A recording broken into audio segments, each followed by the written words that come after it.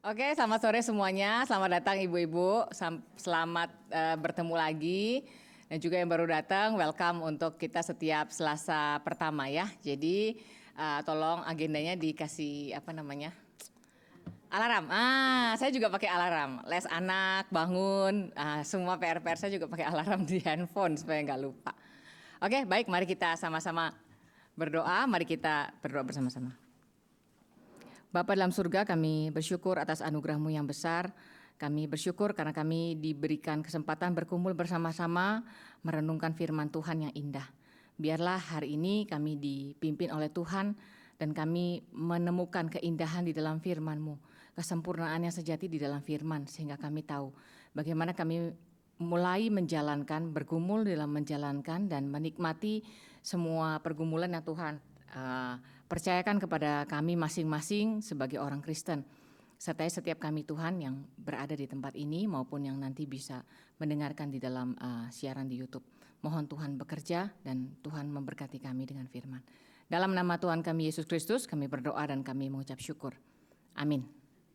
Ya ibu-ibu, kita akan baca Matius 5 ayat 48. Ini satu perikop besar ya sebenarnya ya, cuman kita nggak baca satu-satu karena panjang. Jadi nanti bisa baca di rumah untuk lebih menelusuri begitu ya. Kita akan baca Matius 5 ayat 48, kita akan baca bersama-sama.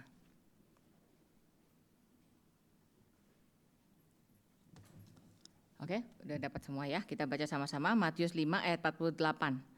Karena itu haruslah kamu sempurna sama seperti Bapamu yang di sorga adalah sempurna. Sekali lagi ya. Karena itu haruslah kamu sempurna sama seperti Bapamu yang di sorga adalah sempurna. Nah, kalau kita memaknai atau memikirkan namanya kesempurnaan, maka pencarian akan kesempurnaan itu menjadi hal yang wajar kalau kita inginkan, gitu ya.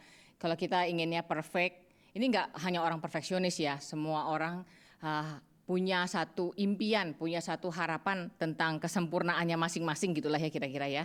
Jadi kita bisa berharap itu terjadi dan kemudian adalah baik sebenarnya kalau kita mau itu bisa terjadi.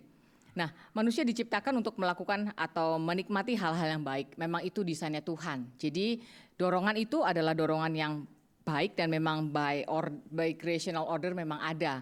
Manusia menurut John Calvin kan diciptakan sebagai wadah kebenaran, wadah kesucian, wadah kebaikan. Dan ini memang menjadi kebutuhan kita sehari-hari gitu ya. Sejak semula kita memang didesain untuk ini.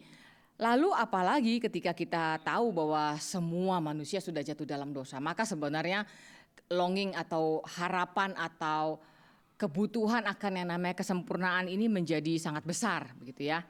Sejak manusia jatuh dalam dosa, maka ada yang hilang. Yang hilang adalah, ya itu tadi kita bisa bilang kesempurnaan yang Tuhan rencanakan. Tetapi ternyata keinginan itu tidak ditarik dari manusia setelah manusia jatuh dalam dosa. Manusia tetap mendambakan kesempurnaan.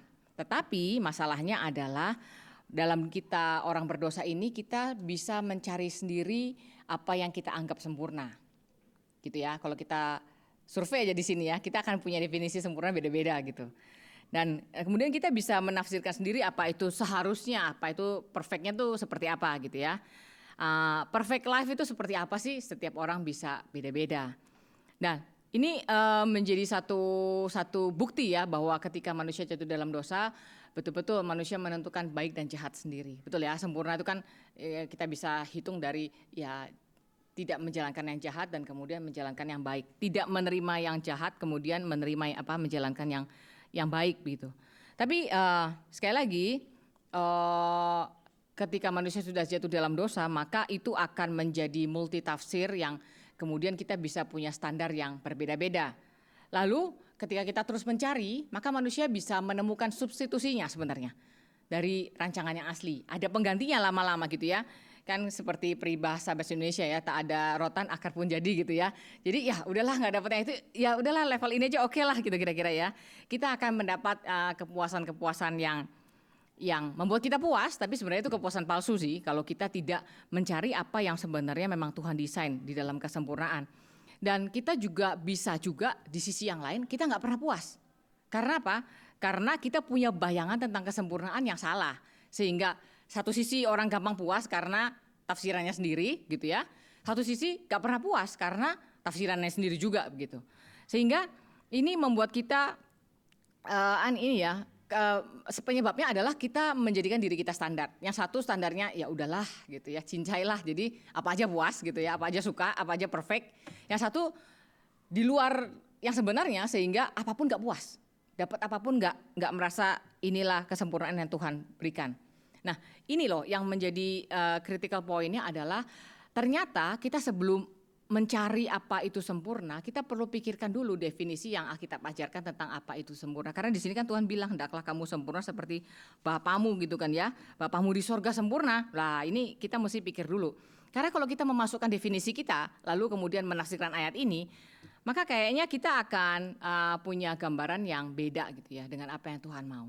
Karena kita bisa, apalagi kalau sempurna itu dikaitkan dengan Allah, maka kita akan segera dengan cepat menafsirkan bahwa sempurna itu berarti ya nggak bercacat, nggak ada salah, baik di semua sisi, perfect in every aspect gitu ya, itu namanya sempurna. Kayak ya pokoknya nggak ada cacat sama sekali lah gitu. Lalu kita terapkan, berarti saya harus sempurna seperti Bapa itu sempurna, Allah di sorga sempurna. Wah, ini jadi gawat gitu ternyata. Karena apa? Karena kalau kita tidak peduli konteks, maka kita bisa salah definisi, lalu kemudian kita pukul rata ayat-ayat di atasnya tuh dengan definisi yang salah, dan ini sangat berbahaya. Dan kalau kita lihat ya, Matius 5 ayat, dari ayat, ya kalau kita bilang ini khotbah di bukit, lalu kemudian bagian berikutnya adalah Yesus dan hukum Taurat ya, yang dari ayat 17 sampai ayat 48, lalu pasal 6 kan sudah ganti ini ya, istilahnya ganti perikop gitu.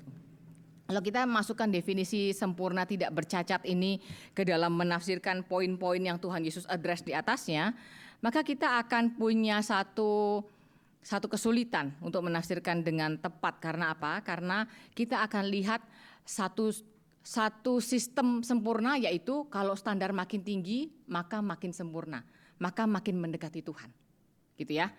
Karena kan di sini kan dialog atau kita bilang bukan dialog ya, tapi istilahnya kalimat-kalimat Tuhan Yesus kan dibilang seperti misalnya di dalam ayat 20 gitu ya.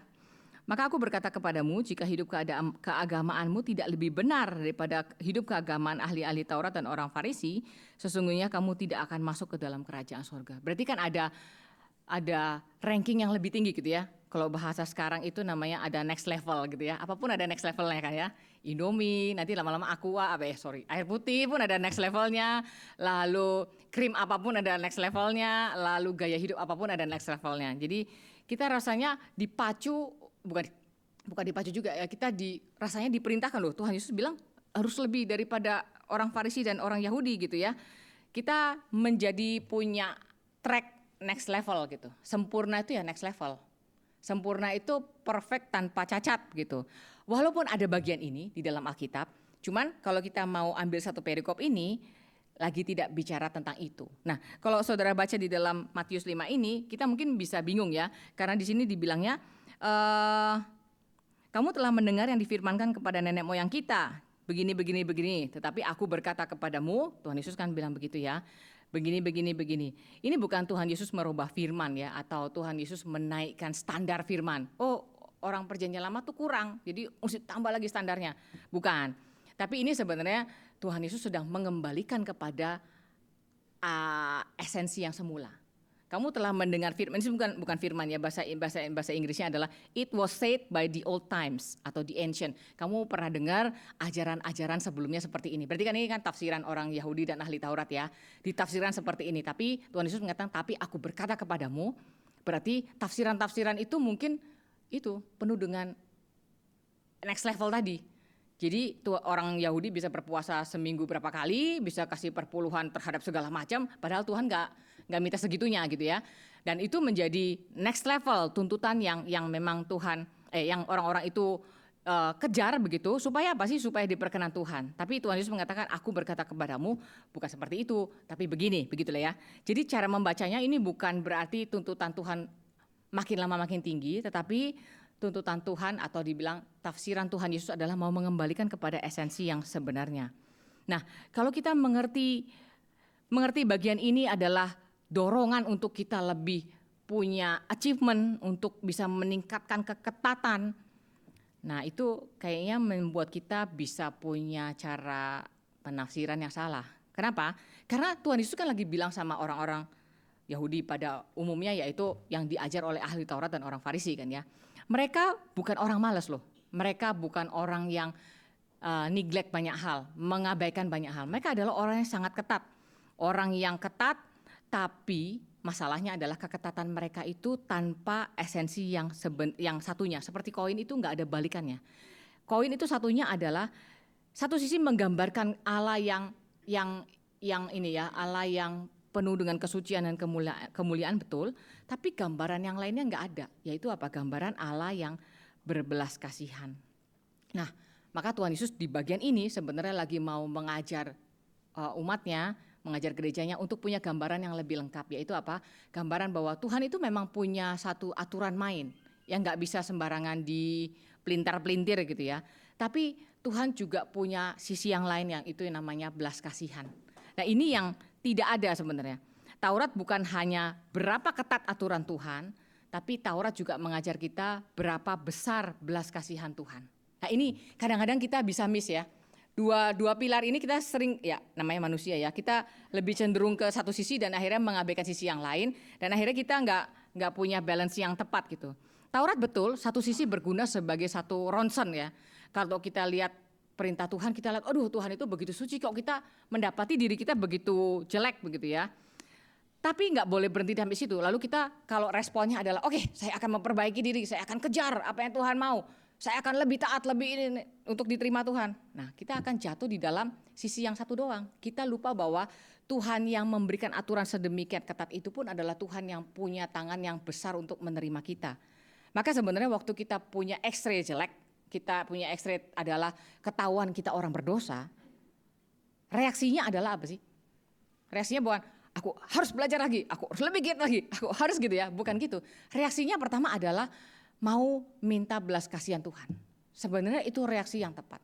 Karena kalau enggak, kita akan masuk di dalam kejatuhan orang-orang Farisi dan ahli Taurat. Dia begitu mendapati ada cacat sedikit, dia langsung cepat-cepat mau hapus cacatnya dan cepat-cepat mau tampil kinclong lagi. Nah itu masalahnya. Sehingga apa? Sehingga nggak pernah merasa Tuhan berbelas kasihan. Yang ada adalah Tuhan adalah juri, bagus, anak pintar, anak taat, anak hebat, hidupmu penuh dengan kesempurnaan jadi saksi Kristus. Cuman itu yang dikenal dari Tuhan. Sehingga nggak pernah kenal Tuhan yang berbelas kasihan, akibatnya tidak pernah bisa berbelas kasihan kepada orang lain. Memahami Taurat sebagai the series of perfection, runutan dari hukum-hukum yang harus ditaati dengan sempurna. Baru kita itu hebat. Tapi nggak pernah merasa kita diterima, dikasih oleh Tuhan. Sekali lagi, Matius kalau saudara baca nanti berikutnya juga mengantisipasi yang namanya antinomian ya. Antinomian itu adalah ya nggak usah pakai aturan-aturan lah, pokoknya Tuhan menerima saya apa adanya. Itu juga salah. Jadi di bagian ini sebenarnya satu-satu ya addressnya ya. Addressnya yang mau dituju adalah yaitu punya keketatan Taurat tetapi tidak pernah merasakan belas kasihan Tuhan karena cuma tahu satu sisi koin aja. Sisi lainnya nggak pernah diperhatikan. Karena apa ya, terlalu sibuk gitu dengan kejar gitu ya. Kesempurnaan, kalau kita memahami satu sisi ini saja, kita akan menjadi orang yang sempit sih sebenarnya. Kita akan menjadi orang yang tidak ada belas kasihan dan ini masalah. Karena di dalam banyak hal, banyak bagian di dalam Injil, Tuhan Yesus bukan menegur ketidakrapian atau ketidaktaatan ibadah mereka. Yang ditegur adalah ketiadaan belas kasihan. Dan ini hal yang agak sulit dideteksi. Kalau kita kurang beribadah, kita gampang mendeteksi diri ya. Gampang loh ya. Kan tinggal dihitung aja. Ke gereja enggak, baca Alkitab enggak, ikut ini enggak itu. Ya kan gampang bisa dideteksi. Tapi kalau kita tidak berbelas kasihan, itu kayaknya sulit dideteksi. Karena apa? Karena bagi orang yang mencapai achievement keagamaan itu akan punya kacamata yang sulit dirubah menjadi kacamata yang berbelas kasihan. Karena tidak pernah merasakan belas kasihan Tuhan, akibatnya tidak pernah berbelas kasihan kepada orang lain. Akibatnya waktu melihat orang lain ya cuman itu aja, kamu ikut aturan ini atau enggak. Kalau enggak lu berarti level yang belum bertumbuh, level kanak-kanak sekali rohanimu. Sehingga kita kacamatanya gitu terus, nah ini bahaya gitu. Nah maka sekali lagi ya, Alkitab tentu ada ajaran bahwa kita dituntut benar-benar hidup kudus, sempurna, maksudnya menuju ke blameless, tidak bercacat, pasti supaya kita tidak hidup sembarangan, betul. Tetapi satu sisi lagi di sini sebenarnya mengajarkan bahwa kesempurnaan Allah itu di titik mana sih di bagian ini? Kesempurnaan Allah itu bukan di tidak bercacatnya Allah, walaupun itu betul. Tapi kesempurnaan Allah di dalam seluruh perikop ini yang mau diajar adalah bagaimana Allah punya belas kasihan. Nah, itu namanya mengejar kesempurnaan. Kalau Pak Jimmy pernah dalam satu bagian di surat Filipi ya, waktu di Filipi 2, Tuhan Yesus adalah Allah yang merendahkan diri. Jadi kalau dibilang kita mau seperti Allah, kita mau seperti Kristus, meneladani Kristus, apanya sih? Berkorban di salib, lalu kemudian apalagi macam-macam yang lain gitu. Bukan, tapi berapa sering gerakan hidup kita tuh ke bawah, merendahkan diri. Nah itu loh sebenarnya kesempurnaan Allah terletak di mana dia rela merendahkan diri. Nah di bagian ini kesempurnaan Allah adalah di mana kita diajar untuk punya hati yang luas seperti Tuhan.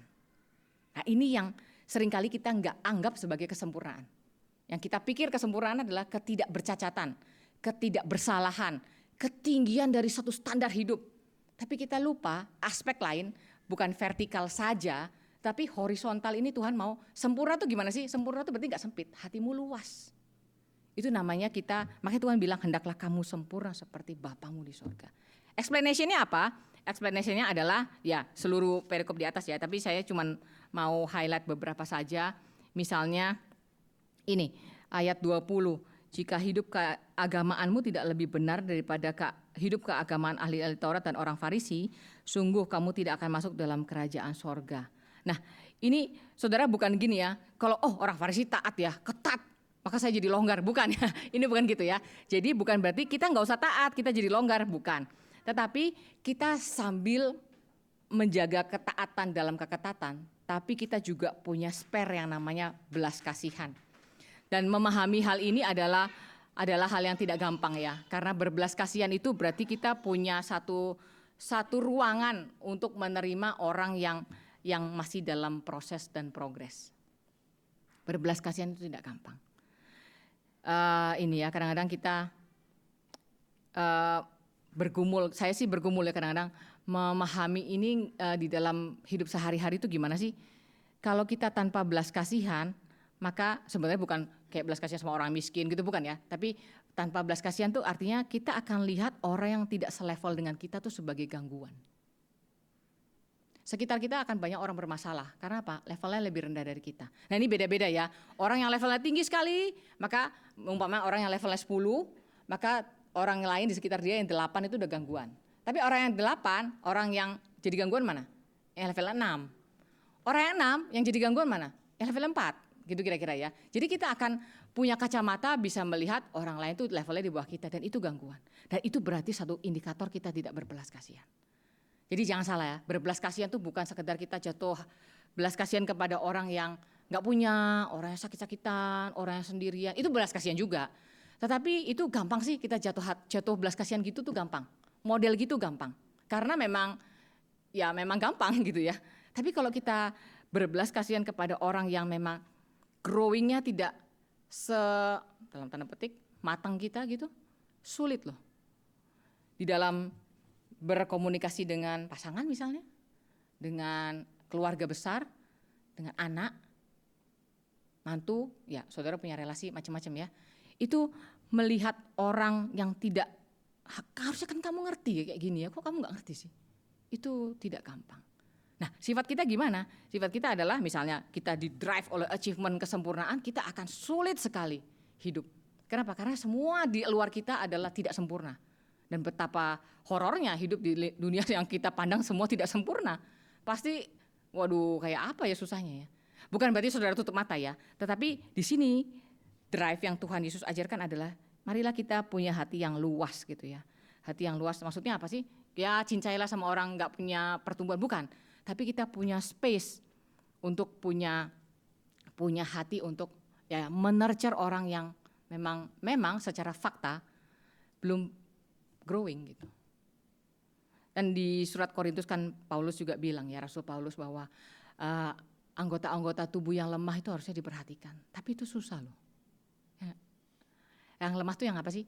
bukan yang lemah tubuh. Lemah tubuh sih 1-2 minggu oke ya. Lemah tubuh kalau bertahun-tahun juga bete juga sebenarnya ya. Nggak gampang lu berbelas kasihan. Seperti kita ini ya sama orang tua kita ya. Kalau sebulan sekali mengunjungi mah belas kasihannya besar.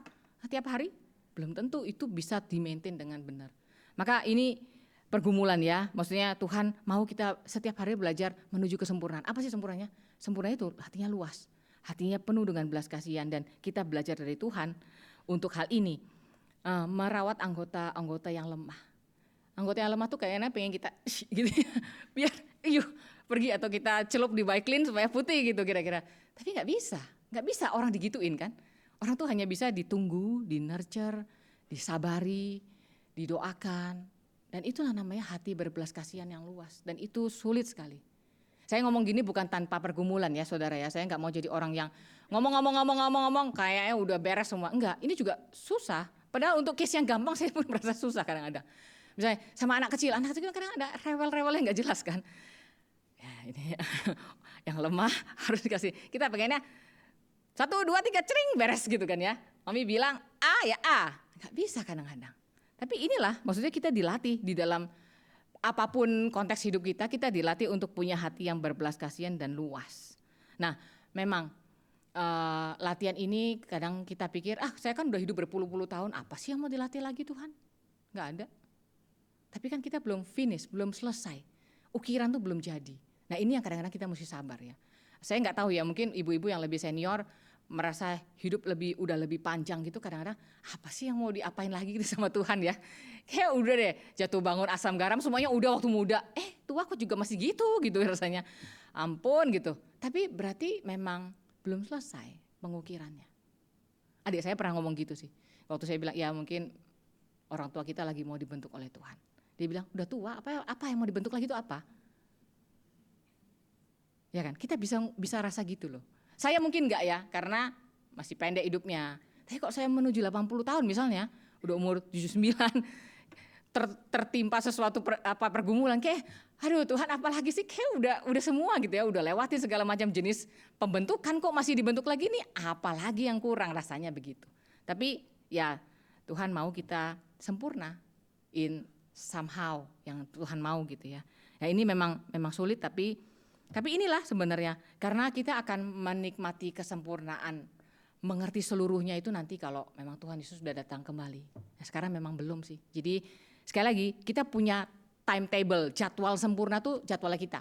Kalau udah umur segini sempurna, seperti Pak Tom pernah bilang kan, Konfusius siapa gitu, umur 70 tahun udah kupingnya udah nggak bisa diapain lagi gitu, karena udah tahu semuanya udah sempurna, udah nggak bisa dirubah. Ya, tapi nggak gitu dengan umat Tuhan ternyata kan. Umat Tuhan itu sampai titik akhir baru itu finish line. Ya itu baru sempurna. Tuhan bilang oke, pembentukanmu selesai sampai sini, good, perfect, nanti akan disempurnakan oleh semua pembaruan dari Kristus. Kita mati pun belum sempurna kan, kita baru capai satu titik di mana memang sampai situ aja, tapi itu belum capai di tujuan sempurna. Karena nanti Tuhan Yesus akan menyempurnakan, somehow begitu cara ngitungnya. Tapi itulah gitu ya. Jadi sekali lagi, kesempurnaan itu bukan perfection, tidak ada gangguan, tidak ada kecacatan, tidak ada pergumulan, tidak ada kesulitan. Tapi perfection itu sebenarnya kadang-kadang justru membutuhkan hal-hal itu supaya kita lebih luas. Jadi kalau kita banyak dalam tanda petik gangguan ya berarti kita lagi mau diajar menjadi sempurna, hatinya lebih luas. Dan ini tidak gampang, maksudnya saya mengajak saudara dan saya bergumul bersama-sama. Kadang-kadang kita punya mindset ya, kesaksian itu kalau hidupnya tuh kinclong. Sama suami bagus, keuangan bagus, didik anak mantep, sama mertua kagak pernah cekcok, sama mantu bagus, terus pokoknya sempurna, itu baru jadi kesaksian orang Kristen yang hebat. Salah saudara berarti memahami kesempurnaan ala apa? Nggak tahu ala apa. Tapi kalau di sini sebenarnya Tuhan Yesus bilang, hatimu berapa luas itu sempurna. Makin menuju ke sana. Lalu bagian yang berikutnya ya. Saya nggak ambil semua poin di sini. Lalu ayat 38, nah ini kan juga yang sering salah tafsir ya. Ayat 38 dan satu bagiannya itu ya, 39. Tetapi aku berkata kepadamu, janganlah kamu melawan orang yang berbuat jahat kepadamu, melainkan siapapun yang menampar pipi kananmu, berikanlah juga kepadanya pipi kirimu. Ini seringkali kita merasa ayat ini terlalu bodoh gitu. Digaplok pipi kanan kok ya dikasih yang kiri gitu ya, mbok ya mikir sedikit gitu. Tapi enggak ya, maksudnya saya pernah dengar dari ini ya, second hand atau third hand apa namanya. Pak Jimmy pernah dengar dari Pak Eko baca dari buku, nah itu saudara dapat keberapa ya? Saya dapatnya dari khotbah Pak Jimmy gitu. Jadi dikasih yang dengar dari Pak Eko yang dari baca buku, kira-kira gitu ya, runutan sumbernya. Jadi waktu dibilang ditampar pipi kanan kasih pipi kiri, bukan kasih pipi kiri untuk ditampar sekalian, bukan. Dikasih pipi kiri untuk perdamaian. Sun, cium perdamaian. Ini benar-benar luas hati loh. Kita sudah digampar dengan penghinaan ya, tapi menawarkan perdamaian. Dan ini sangat kita bisa lihat dari Bapa di surga. Betul ya? Karena kesimpulannya kan sempurna seperti Bapamu di surga kan? Bapa di surga gimana sempurnanya? Manusia udah diciptakan bagus-bagus, ditaruh di Taman Eden, kurang ajar ya, minta ampun gitu ya, memberontak dan jatuh dalam dosa. Tapi terus Tuhan tawarkan apa? Pipi satu lagi untuk berdamai dengan cara mengutus anaknya yang tunggal mati di dalam dunia untuk menebus dosa kita. Jadi sebenarnya kalau kita mau menjadi sempurna, luas hati itu ya, cuman bisa dari Tuhan. Dan Tuhan itu bukan Tuhan yang teori ya, yang blameless, yang tidak terjangkau. Tapi kekristenan mengajarkan kepada kita, memperkenalkan kepada kita Allah yang real gitu, Allah yang pernah mengalami. Sehingga waktu Allah mengatakan sempurna seperti aku, itu bukan teori yang gak bisa dicapai, tapi ada Allah yang pernah jadi manusia dan menjalankan itu. Jadi ini ya, tawaran perdamaian. Jadi kalau kita lihat ini sebagai kesempurnaan blameless tadi, sulit dijalankan dong. Gimana dong? Tampar pipi satu, kasih pipi yang lain agak-agak susah. Tapi di sini mau mengajarkan kepada kita, gimana sih luas hati? Menawarkan perdamaian terlebih dahulu. Kita kan lebih cenderung ini ya, kalau berkenaan dengan kita ya, kita cenderung pakai keadilan. Kita yang disakiti, kita maunya pegang ini, koplingnya keadilan. Tapi kalau kita nyakitin orang, kita minta kopling apa? Belas kasihan. Nah ini loh, ini yang kita nggak boleh salah gigi gitu ya, nanti mobilnya macet. Jadi Tuhan mau ini dua-duanya kita pegang. Waktu kita mengalami kesulitan, ya kita tahu ada porsi adil, ada porsi belas kasihan. Demikian juga waktu kita memperlakukan orang lain. Lalu ayat selanjutnya adalah yang ayat 43 bagian terakhir itu ya. Tetapi 44, tetapi aku berkata kepadamu, kasihilah musuhmu dan berdoalah bagi mereka yang menganiaya kamu. Karena dengan demikian kamu menjadi anak-anak Bapamu yang di sorga, yang menerbitkan matahari bagi orang jahat dan bagi orang baik, dan menurunkan hujan bagi orang benar dan orang tidak benar. Apabila kamu mengasihi orang yang mengasihi kamu, apakah upahmu? Bukankah pemungut cukai juga berbuat demikian? Dan apabila kamu hanya memberi salam kepada saudara-saudaramu saja, apakah lebihnya daripada perbuatan orang lain? Bukankah orang yang tidak mengenal Allah pun berbuat demikian? Karena itu haruslah kamu sempurna seperti Bapamu di surga yang adalah sempurna. Jadi ajakannya adalah bagaimana kita melihat Bapa di surga itu memperlakukan manusia gitu ya. Manusia kan ada yang percaya, ada yang tidak percaya, ada yang benar, ada yang fasik. Tapi Tuhan gak pilih-pilih lalu hanya menganak emaskan satu golongan gitu ya. Tapi Bapa di sorga itu begitu sempurnanya sehingga kita tahu hatinya itu luas sekali, bisa menampung orang yang baik sama dia, sama yang tidak baik sama dia. Dan Tuhan tidak pernah ini ya, sentimen gitu ya istilahnya ya. Kalau orang yang jahat sama kita kan cenderungnya mau baik pun juga kita tetap bisa kritis ya. Tapi kalau orang yang baik sama kita, jelek pun kita ampuni gitu. Apa-apalah, kan manusia bisa berdosa gitu ya. Tapi kalau yang gak baik sama kita, wah masa orang Kristen kayak gini sih? Dia udah berpuluh-puluh tahun di GRI, kok kayak gini kelakuan gitu kan kira-kira ya. Jadi ini yang perlu kita mengkoreksi diri kita sendiri. Kita hari ini mau merenungkan ini. Sebenarnya kita mau punya pengejaran kesempurnaan itu apa sih yang kita kejar? Definisinya apa sih? Oh definisinya ternyata bukan tidak bercacat, tidak bercela, tapi bagian ini lagi mengajar kepada kita berapa luas hati kita, berapa kita berbelas kasihan, dan kita mau kok diajar untuk belajar seperti Tuhan yang seperti ini. Sekali lagi ini bukan antinomian yang tidak ada aturan semuanya dimasukin karena hatinya luas, bukan. Tetapi ini koin ya. Karena gini, kalau kita nggak punya standar, sangat gampang menerima semua orang, betul ya. Kalau nggak ada standarnya rendah, gampang menerima semua orang. Kayak saringan, kalau bolongnya gede-gedean, semuanya masuk, bisa diterima. Tapi kalau saringan begitu kecil, itu sulit diterima. Yang lain-lain nggak akan tembuskan saringan itu. Nah, ini bukan begitu ya, bukan kita saringannya dibesarin, jadi semua aturan dikompromikan, bukan. Tetapi adalah bagaimana kita tetap satu sisi memegang keketatan firman, tapi sisi lain tetap punya yang namanya kacamata yang tidak melihat orang lain itu sebelah mata. Kalau kamu nggak bisa lakukan seperti yang aku lakukan, lu lebih rendah. Nah, itu berarti kita tidak berbelas kasihan. Nah, ini loh yang konstruktif di masterclass minggu lalu ya Pak Tong bilang, kalau bicara itu yang konstruktif. Kalau cuma menyatakan, lu mah payah, masa jadi orang GRII kayak gini gaya hidupnya, itu gampang, destruktif itu gampang. Tapi orang berbelas kasihan akan punya teguran yang konstruktif, menegur tapi membangun. Nah ini yang sedang saya pelajari.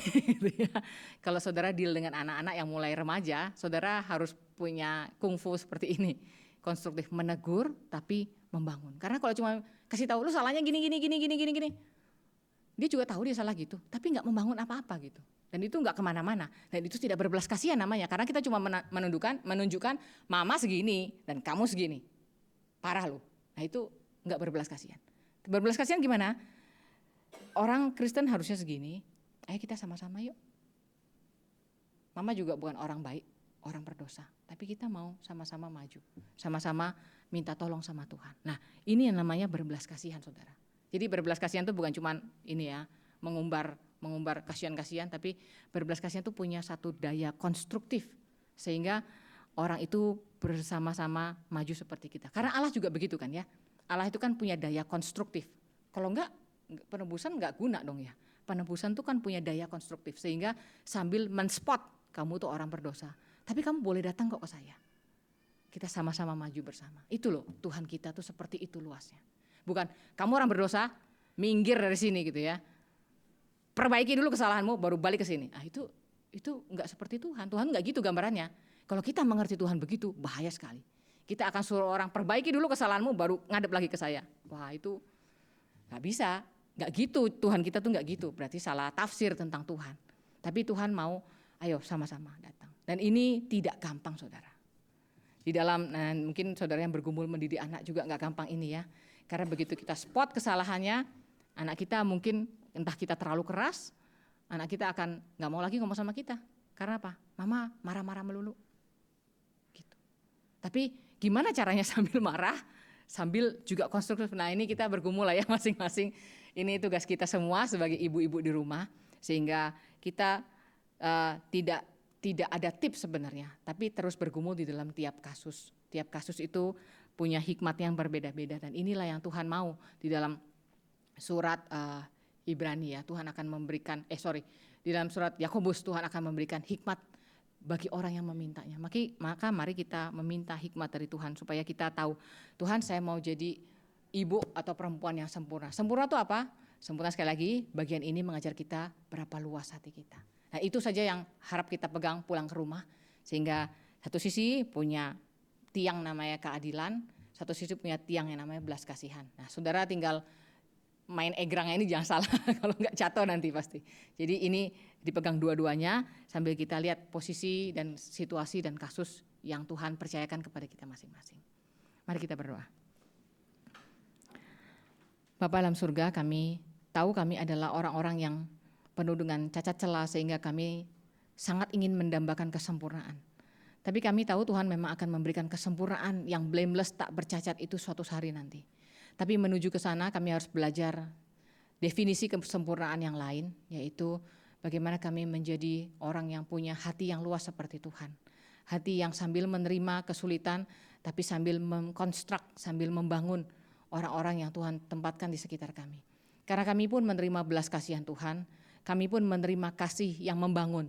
Sehingga kami bukan hanya serentetan hukum yang dengan mudah menunjukkan kesalahan orang lain. Tetapi kami tidak punya daya tarik untuk membangun orang lain. Tolong kami Tuhan sebagai ibu, mama, istri, seorang wanita kami memerlukan daya konstruktif yang dari Tuhan. Sehingga sambil hati kami luas, kami tidak bisa dipermainkan karena kami punya firman dan daya konstruktif dari Tuhan. Sehingga kami boleh menjadi orang-orang yang menolong banyak orang di sekitar kami. Karena kami pun pernah ditolong oleh Tuhan. Dan karena kami pun tiap hari ditolong oleh Tuhan. Dan biarlah Tuhan pimpin kami menjadi orang-orang yang sedemikian. Terima kasih Tuhan. Dalam nama Tuhan kami Yesus Kristus, kami berdoa dan kami mengucap syukur. Amin.